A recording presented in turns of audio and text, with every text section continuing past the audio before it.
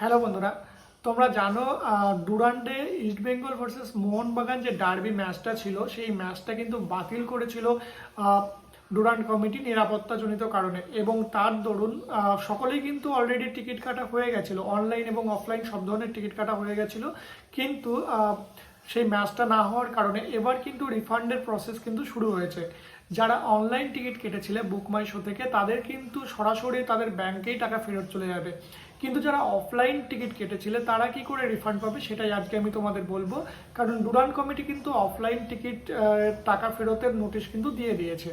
দেখো, যারা offline ticket কেটেছিলে তারা 30 এবং 31শে আগস্ট এই 2 দিন সকাল 11টা থেকে 6টা সময় অবধি কিন্তু ময়দানের যে মোহামেডানের বক্স অফিস রয়েছে সেখানে গেলে টিকিটের টাকা ফেরত পাবে। এবং এই টিকিটের টাকা ফেরত পাওয়ার জন্য কিন্তু তোমাদের অফলাইনের যে টিকিটটা কেটেছিলে সেই অফলাইন টিকিটটা সঙ্গে করে নিয়ে যেতে হবে।